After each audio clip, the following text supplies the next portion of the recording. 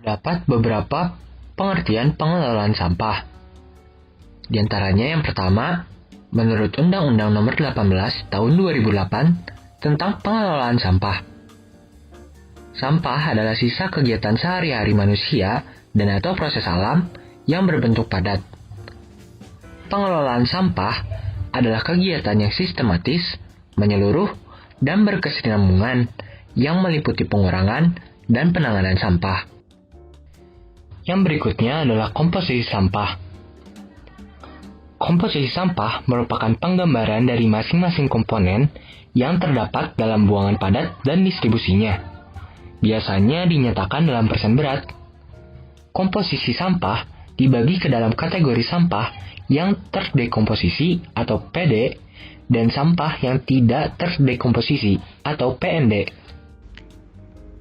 Karakteristik sampah. Karakteristik sampah terbagi menjadi 3. Yang pertama, karakteristik fisik. Karakteristik fisik penting dalam hal pemilihan dan pengoperasian peralatan dan fasilitas pengolahan. Karakteristik fisik terbagi menjadi 3. 1. Berat jenis. 2. Faktor pemadatan. 3. Ukuran dan distribusi partikel. Selanjutnya, karakteristik kimia. Karakteristik kimia diperlukan dalam mengevaluasi alternatif suatu proses dan sistem recovery yang dapat dilakukan pada suatu limbah padat, misalnya untuk mengetahui kelayakan proses pembakaran sampah dan pengolahan biologis. Karakteristik kimia terbagi menjadi 5. 1. Kelembapan atau kadar air. 2. Kadar volatil. 3. Kadar abu. 4. Rasio C atau N. 5. Kandungan energi. Yang terakhir, karakteristik biologi, yaitu jumlah lalat. Rangkaian pengelolaan sampah. Terdapat 4 rangkaian pengelolaan sampah. Yang pertama, pemilahan sampah.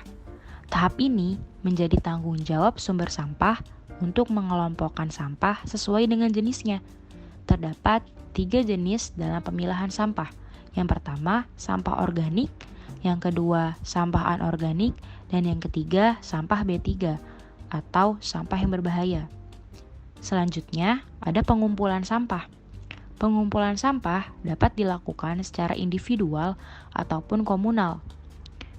Nah, pewadahan sampah secara individual harus memenuhi persyaratan wadah sampah yang ada pada SNI nomor 192454-2002. Antara lain adalah wadah sampah tersebut harus tertutup, tidak mudah rusak, mudah dipindahkan, dan kedap air. Selanjutnya, rangkaian pengelolaan sampah yaitu pengangkutan sampah. Dilakukan menggunakan alat transportasi sesuai dengan rute. Terdapat 2 rute. Yang pertama, rute kecil, menggunakan transportasi gerobak atau kendaraan roda 3. Yang kedua, rute lebar, menggunakan transportasi amrol atau dump truck. Selanjutnya, ada pemrosesan akhir sampah. Secara umum di Indonesia, pemrosesan akhir sampah menggunakan sistem land disposal atau penyingkiran limbah ke dalam tanah. Penyingkiran limbah ke dalam tanah dapat disertai dengan pengurukan atau penimbunan yang dikenal dengan istilah landfill. Sanitary landfill adalah metode landfill yang aplikasinya memperhatikan aspek-aspek sanitasi lingkungan. Menurut Damanhuri pada tahun 2010, definisi sanitary landfill adalah metode pengurukan sampah ke dalam tanah dengan menyebarkan sampah secara lapis per lapis pada sebuah site atau lahan yang telah disiapkan, kemudian dilakukan pemadatan dengan alat berat, dan pada akhir hari operasi, urukan sampah tersebut kemudian ditutup dengan tanah penutup. Sedangkan metode yang dilakukan sebelumnya yaitu open dumping tidak mengikuti tata cara sistematis serta tidak memperhatikan dampak pada lingkungan. Yang berikutnya adalah TPS-3R. TPS-3R adalah pengembangan sistem pengelolaan sampah berbasis masyarakat berskala wawasan. 3R yang diterapkan yaitu reuse, recovery, dan recycling. TPS 3R mengelola antara lain, yang pertama, menjadikan sisa makanan sebagai pakan ternak. Yang kedua, menjadikan organik lain sebagai pupuk kompos. Yang ketiga, mengumpulkan sampah anorganik layak jual kepada pengepul. Sementara residu sampah lain dibawa ke TPS. Rata-rata TPS 3R melayani sekitar 800 kepala keluarga. Bila ada 19 TPS 3R, maka pengurangan sampah yang terjadi ada 800 dikali 5 dikali 0,564 dikali 365 dikali 19 sama dengan 15.645.360 kg per tahun. Assalamualaikum warahmatullahi wabarakatuh. Kali ini saya akan menjelaskan hasil analisis sistem pengolahan sampah dan penangkal petir.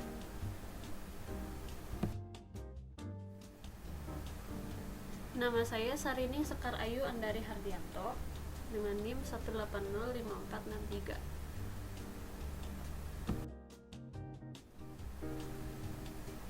Lokasi rumah yang saya tempati beralamatkan Jalan Puri Sejahtera 7 nomor 6, Kota Cirebon, Kecamatan Kesambi, Kelurahan Pekiringan, RT 5 RW 5, kode pos 45131. Berikut fasad rumah yang saya tempati.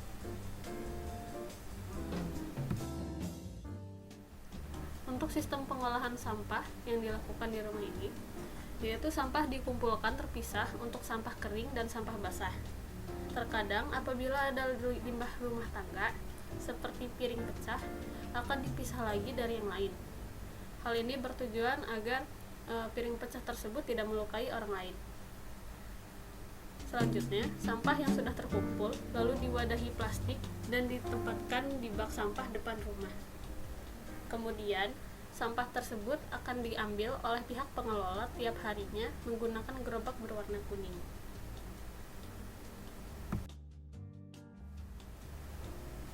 Sampah yang diambil pengelola akan dibawa ke TPS terdekat.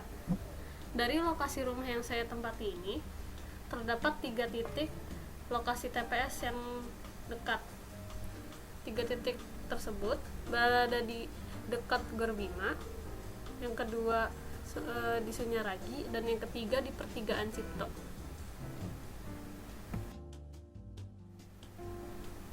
Sedangkan untuk sistem penangkal petirnya sendiri, tidak terdapat sistem penangkal petir. Perencanaan didasarkan dari kebutuhan bangunan terhadap perlindungan petir, dengan rumus R sama dengan A plus B plus C plus D plus E. Dengan keterangan R sama yaitu bahaya sambaran petir, A yaitu berdasarkan jenis bangunan, B yaitu berdasarkan konstruksi bangunan, C yaitu berdasarkan tinggi bangunan, D berdasarkan situasi bangunan, dan E berdasarkan hari guru.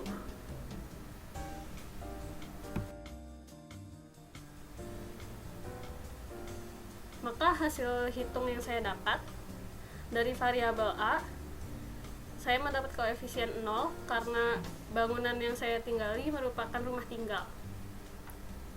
Lalu pada perhitungan B, saya mendapatkan poin 2 karena rumah ini berstruktur konstruksi beton bertulang dan atap bukan logam. C sama dengan 0 karena tinggi bangunan yang saya tempati kurang dari 6 meter. D sama dengan 0 karena lokasi rumah yang saya tempati ini berada di tanah yang datar. E sama dengan 6 karena saya melihat dari jumlah hari guru yang terdapat di lokasi ini sebesar 187. Maka jika ditotal, R sama dengan 0 tambah 2 tambah 0 tambah 0 tambah 6, lalu R sama dengan 8. Dengan R sama dengan 8, maka tidak perlu menggunakan penangkal petir. Selanjutnya, saya akan menjelaskan pengolahan sampah yang ada di lingkungan rumah saya. Rumah saya terletak di kawasan Cimahi Utara, Kota Cimahi. Sebagian besar sampah yang dihasilkan di rumah saya merupakan sampah anorganik. Kebanyakan merupakan sampah bungkus makanan serta plastik kresek. Sementara sebagian kecilnya merupakan sampah organik. Sampah yang ada di rumah saya sebenarnya telah dipisahkan atas dua jenis sampah, yaitu sampah organik dan sampah anorganik. Masing-masing sampah telah ditempatkan pada dua tempat yang berbeda. Setelah wadah sampah penuh, sampah yang ada selanjutnya akan dibuang ke tempat sampah yang berada di luar rumah. Disinilah terdapat sedikit masalah. Tidak adanya serta tidak terfasilitasinya pengolahan sampah yang ada di sekitar lingkungan rumah saya menyebabkan sampah yang telah disortir sebelumnya tercampur kembali, walaupun dengan bungkus yang berbeda. Sampah yang telah tercampur ini nantinya akan diangkut oleh truk pengangkut sampah yang biasanya beroperasi 2 kali seminggu, yaitu pada hari Selasa dan Sabtu. Truk pengangkut sampah ini biasanya mengumpulkan sampah-sampah pada satu rukun warga. Setelah semua sampah terkumpul, sampah-sampah tersebut akan dikirim ke tempat pembuangan sampah yang berada di tempat pembuangan sampah Pasar Citerep dengan jarak kurang lebih sekitar 1 kilometer dari rumah saya untuk selanjutnya diolah lebih lanjut. Selain truk sampah, biasanya sampah-sampah yang ada di luar rumah saya diambil juga oleh beberapa pemulung yang mengumpulkan beberapa jenis sampah seperti plastik bekas, minuman, kardus, kertas koran, dan sebagainya. Untuk sampah organik, khususnya hasil dari limbah taman dan kebun rumah di lingkungan rumah saya, biasanya terdapat beberapa orang yang mengolah sampah tersebut dengan membakar limbah tersebut. Meskipun angin di lingkungan rumah saya tidak tergolong kencang, namun kerap kali saya bisa merasakan limbah tersebut dibakar melalui panca indera saya. Sehingga sebenarnya hal ini cukup mengganggu kenyamanan hidup di lingkungan. Analisis sistem pengolahan sampah dan penangkal listrik di lingkungan Komplek Bebasunan Jalan Sinai, Bandung. Rumah saya berpenghuni 11 orang, yang otomatis membuat penghasilan sampahnya cukup banyak dari rumah tangga secara umum. Setiap harinya rumah ini menghasilkan kurang lebih sampah sebanyak 15 liter per harinya. Jadi dengan hasil sampah 15 liter, di rumah saya mempunyai kebiasaan membuang sampah ke belakang rumah di tanah kosong yang sudah ada sampah sebelumnya yang dibuang oleh warga di luar komplek dan membakarnya setiap beberapa hari sekali. Umumnya, semua penghuni komplek mengumpulkan sampahnya selama seminggu dan membuangnya pada hari Senin karena truk sampah datang ke komplek pada hari Senin saja. Jadi karena rumah saya menghasilkan cukup banyak sampah perharinya, maka hal tersebut akan membuat banyak sampah yang tertumpuk di rumah. Oleh karena itu terpaksa untuk membakar sampahnya di lahan kosong. Komplek ini berpenghuni sebanyak 183 kafling. Setiap keluarganya rata-rata hanya mempunyai anggota antara 4 sampai dengan 6 orang. Rata-rata mereka menghasilkan sampah seminggunya antara 30 sampai 35 liter. Setelah mengumpulkan sampah seminggu, mereka menggantungnya di pagar. Dan pada hari Senin, truk sampah datang untuk mengambilnya.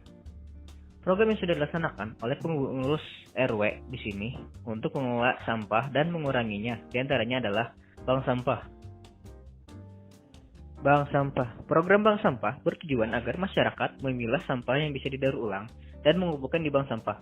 Lalu setelah itu sampah ditimbang beratnya dan diberikan bayaran berdasarkan jenis sampah dan beratnya. Gerakan menggunakan botol tumbler atau botol minum yang bisa digunakan berulang kali. Mengadakan pelatihan untuk mendaur ulang sampah menjadi barang yang berdaya jual. Mengadakan program Jumsih atau Jumat Bersih, di mana semua warga yang ingin ikut membersihkan lingkungannya boleh ikut, dan juga mempekerjakan warga di sekitar komplek untuk membersihkan komplek. Masalah yang dihadapi. 1. Untuk rumah yang menghasilkan sampah yang cukup banyak, belum ada tindakan untuk menanggulanginya. 2. Program bank sampah kurang berjalan dengan baik karena kekurangan orang yang menyetorkan sampahnya. 3. Tidak ada gerakan untuk memilah sampah organik dan anorganik. 4. Tidak ada inisiatif untuk mendaur ulang sampah yang ada menjadi sesuatu yang berdaya jual secara individu. Perencanaan ideal berdasarkan masalah yang ada. Membuat sebuah tempat untuk menimbun sampah bagi warga yang menghasilkan sampah yang cukup banyak. Meningkatkan kesadaran akan pentingnya memilah sampah. Meningkatkan kesadaran akan keuntungan dan nilai positif dari mendaur ulang sampah. Penangkal listrik. Di komplek ini tidak ada bangunan yang lebih tinggi dari 3 lantai, jadi secara umum tidak ada rumah yang menggunakan penangkal listrik di komplek ini. Jika menurut perhitungan, menurut peraturan umum instalasi penangkal listrik untuk bangunan Indonesia, R ditambah A ditambah B ditambah C ditambah D ditambah E. A. Nilai berdasarkan jenis bangunan yang penting yang harus diberi penangkal listrik. Untuk indikasi ini nilainya 0 karena di komplek ini isinya hanya rumah tinggal. B. Nilai berdasarkan konstruksi bangunan. Nilainya 2 karena bangunan beton bertulang, rangka besi dan atap bukan logam. C. Nilainya berdasarkan tinggi bangunan. Tidak ada yang lebih dari 3 lantai, maka nilainya 0. D. Nilai berdasarkan ketinggian tanah bangunan. Karena berada di dataran tinggi, maka nilainya adalah 1. E. Nilai berdasarkan hari buruh, maka nilainya 0. Maka dari itu nilai keseluruhan adalah 0 ditambah 2 ditambah 0 ditambah 1 ditambah 0 sama dengan 3. Menurut data yang ada, jika nilai kurang dari 11, maka penangkal petir tidak. Analisis kondisi existing serta pengelolaan sampah di rumah.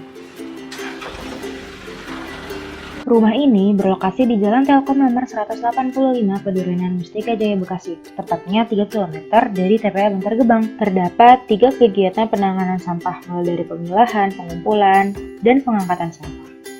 Pengumpulan sampah. Terdapat 2 tempat sampah di rumah. Yang satu berada di dalam. Truk silindris ini mempunyai diameter 28 cm yang cukup memenuhi standar SNI. Sampah yang berada di sudut dapur ini biasa berfungsi untuk menempatkan sampah-sampah bekas, sampah makanan ataupun sampah dapur. Timbulan sampah yang dihasilkan oleh rumah ini rata-rata 2-3 kilo per harinya. Sampah yang berada di dalam langsung diangkut dan dipindahkan ke bak sampah yang berada di luar. Terdapat tempat sampah yang berada di luar rumah. Terdapat tempat sampah anorganik dan tempat sampah organik. Sampah organik merupakan sampah-sampah yang sulit terurai, misalnya gelas plastik. Sedangkan sampah organik contohnya seperti ini, sampah-sampah daun kering ataupun sampah bekas makanan lainnya. Selanjutnya, pengangkutan sampah. Pengangkutan sampah dilakukan oleh petugas kebersihan 2-3 kali per pekan. Berhubungan dengan kebersihan sampah berdasarkan Perda Kota Bekasi Nomor 15 Tahun 2011 Pasal 4, pengelolaan sampah bertujuan untuk meningkatkan kesehatan masyarakat dan kualitas lingkungan. Biaya operasional sampah yaitu Rp150.000 per bulan yang diberikan langsung kepada petugas kebersihan atau petugas sampah. Alat transportasi yang digunakan yaitu dump truck.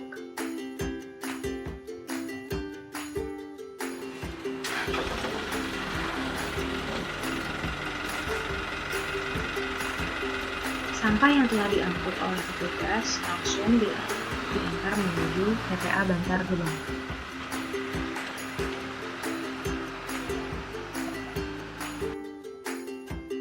Nah, kondisi lingkungan terkait pengelolaan sampah yaitu masih banyak tetangga atau warga-warga yang masih melakukan penimbunan atau pembakaran sampah, padahal terdapat bahaya pada asap plastik yang dibakarnya.